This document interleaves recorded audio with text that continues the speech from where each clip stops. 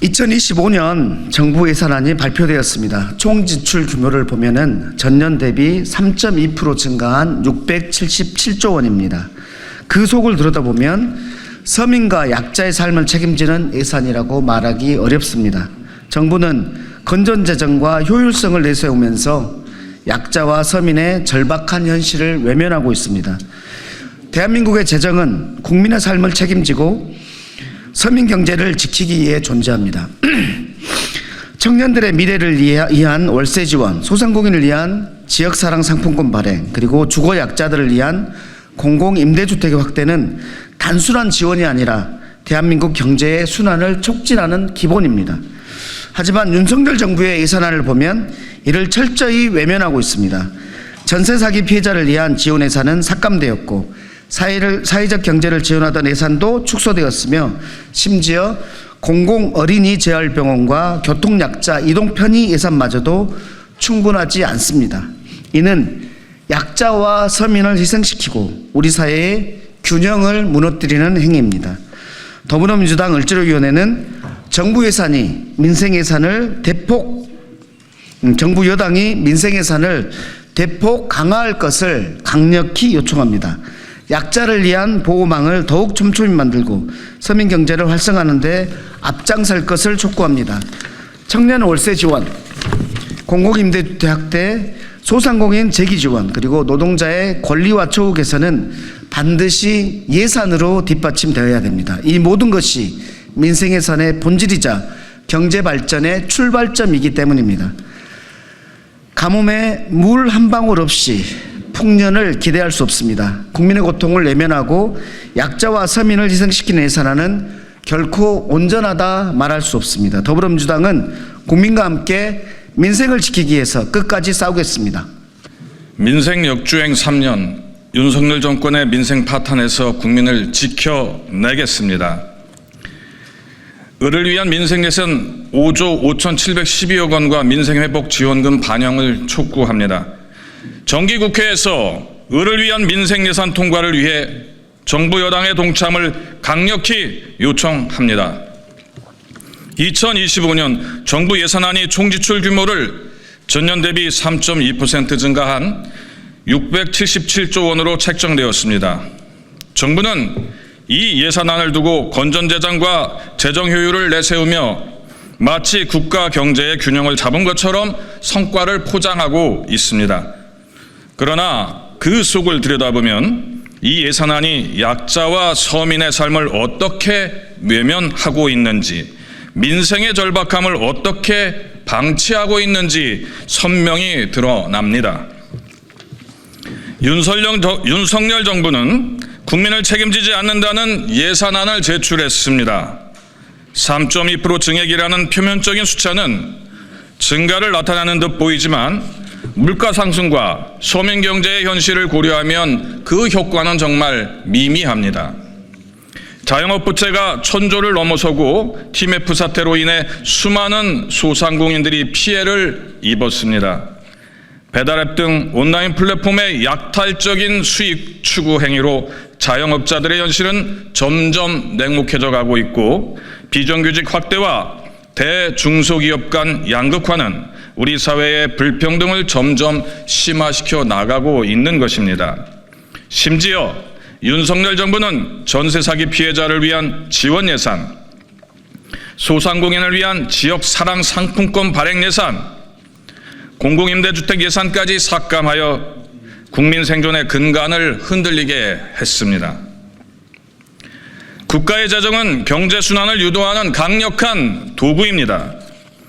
청년에게 월세를 지원하면 청년층의 가처분 소득이 늘어나게 되고 이는 소비와 경제 활력을 촉진하며 소상공인의 상권을 활성화하면 지역 경제가 살아나고 그 효과가 전국으로 확산되게 됩니다. 공공임대주택과 전세 사기 피해 지원은 안정적인 주거 환경을 보장하며 국민의 불안을 해소해 경제 참여를 높이는 핵심 요소가 될 것입니다. 이 모든 것이 민생 예산의 본질이자 경제 발전의 출발점입니다. 사회적 약자를 보호하지 않고 서민 경제를 지원하는 것보다 중요한 국가 예산은 없습니다. 효율성과 재정 건전성이 민생보다 중요하지 않기 때문입니다. 가뭄에 물이 귀하다고 아끼기만 해서야 농사가 되겠습니까? 마른 땅에 물 한 방울 없이 풍년을 기원하지 못합니다. 윤석열 정부는 재정 효율성을 명분으로 국민의 고통을 외면하고 약자와 서민을 희생시키는 선택을 바꿔야 합니다. 당장의 통계 수치가 굶주림을 해결하지 못합니다. 더불어민주당 을지로위원회는 정부 여당이 민생 예산을 대폭 강화하고 약자와 서민을 위한 보호망을 촘촘히 마련할 것을 강력히 요구합니다.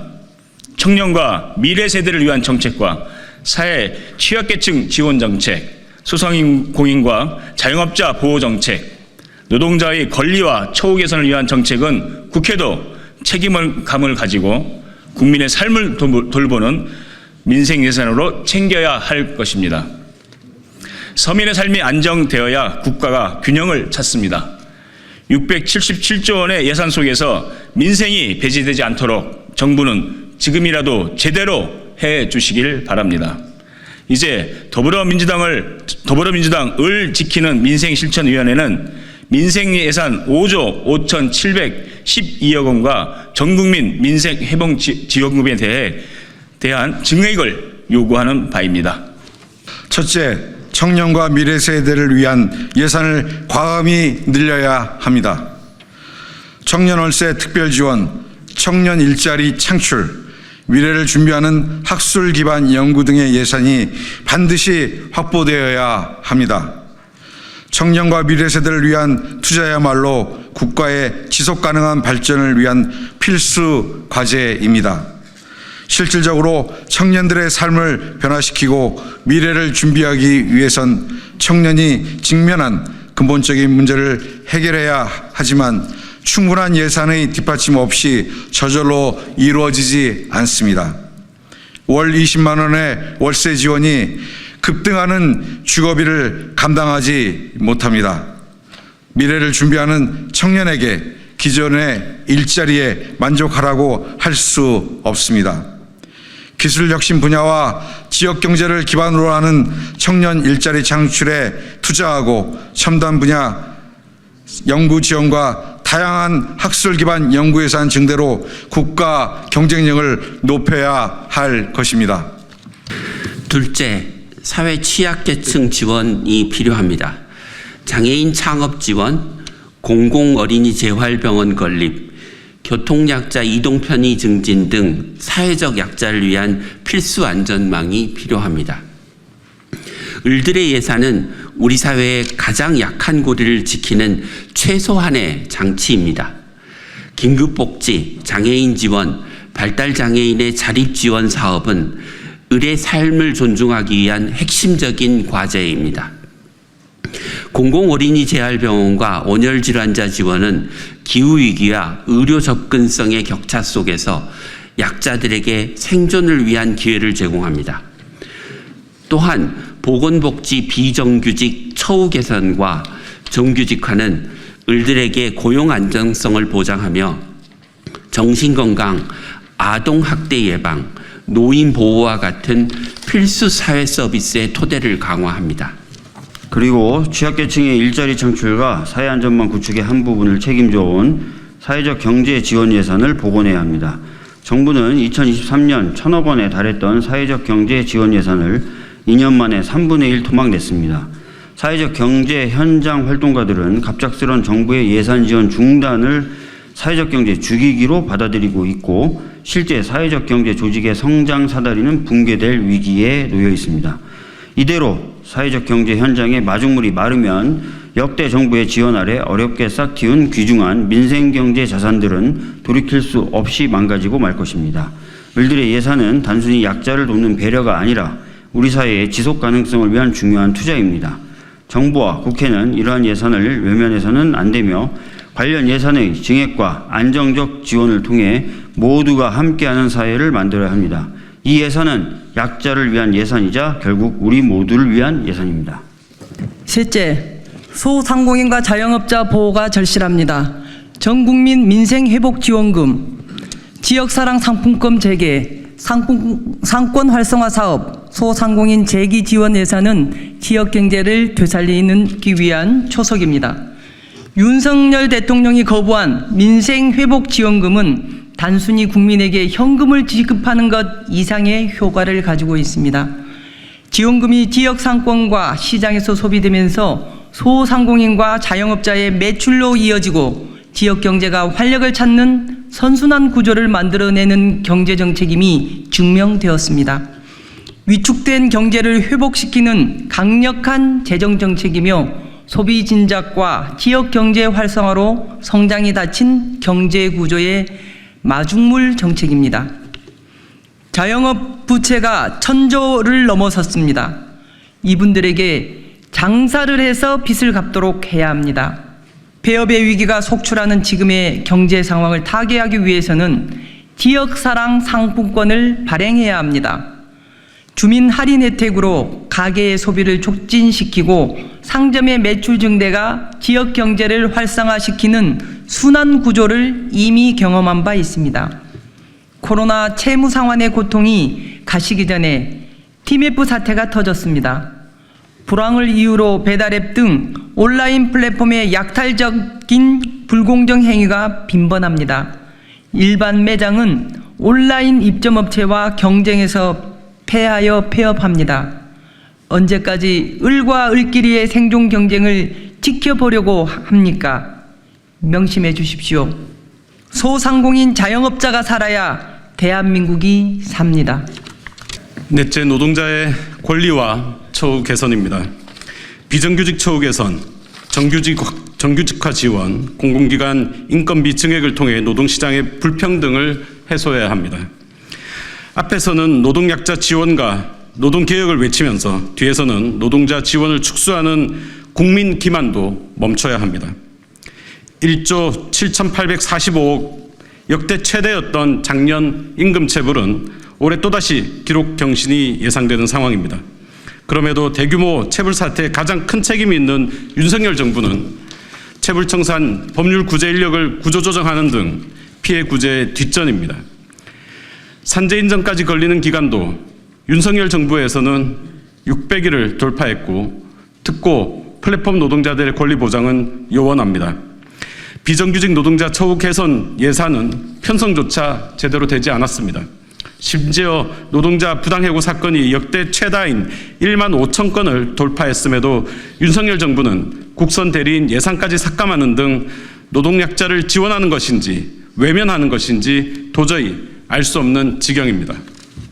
또한 윤석열 정부는 문화예술 정책에 대한 중장기 방향이나 대책도 없이 학교 예술 강사 예산에 대해 묻지마 지방교육재정 이관을 추진하고 있습니다. 예술 강사 지원 사업에서의 국고 삭감은 양질의 문화예술 교육 전문 인력들이 문화예술 교육 현장을 이탈하게 만들어 문화예술 교육의 질적 하락으로 이어지게 될 것입니다. 학교 예술 강사들의 생계를 지키고 양질의 문화예술 교육을 위해 23년도 수준의 국고 증액이 필요합니다. 아울러 농식품부의 가축위생방역본부 방역직 등 노동자들이 혹독한 처우 여건에서 방역 현장을 지키고 있습니다. 가축방역 노동자 처우 개선을 예산을 증액함으로써 가축방역의 고도화와 효율화를 도모할 수 있습니다. 사회 안전망이 최일선에 있지만 정작 자신들의 처우는 열악하기 그지없는 여성가족부 산하기관 노동자 처우 개선도 시급합니다. 성폭력, 가정폭력, 학교, 가정밖 청소년 등 약자들을 현장에서 지원하는 정책 수행기관 노동자들의 최저임금 수준의 급여와 위험한 근무 환경을 개선해야 합니다. 다섯째, 전세 사기 피해자 등 주거 약자를 위한 지원 예산을 대폭 증액해야 합니다. 전세 사기 피해 지원안 시행을 위한 예산을 반영하여야 하며 노후 공공임대 개선 사업을 확대해 열악한 주거 환경에 처한 서민들을 보호해야 합니다. 윤석열 정부는 주거 정책에서도 약자 외면 정권, 거짓말 정권의 습성을 버리지 못하고 있습니다. 내년 역대 최대 공공임대주택 공급을 약속한 정부가 예산은 대폭 줄였습니다. 올해도 지키지 못한 공공임대주택 공급 약속을 믿을 국민은 없습니다. 정부는 무주택 서민의 주거 사다리가 돼야 할 주택도시기금을 아껴 부자 감세 뒤처리, 세수 결손 메꾸기에 쓰는 파렴치한 행처를 멈춰야 합니다. 공공임대주택 예산을 대폭 증액해 전세 사기, 깡통 전세 위협받는 서민의 주거 안정을 보장하고 여야가 합의에 통과시킨 전세 사기 피해 지원안의 시행을 위한 예산을 반영하여 노후 공공임대 개선 사업을 확대해 열악한 주거 환경에 처한 서민들을 보호해야 합니다. 윤석열 정부가 국민의 삶을 책임지지 못하면 더불어민주당 을지로위원회가 하겠습니다. 약자와 서민에게 외면당한 정부로는 국민의 지지를 받을 수 없습니다.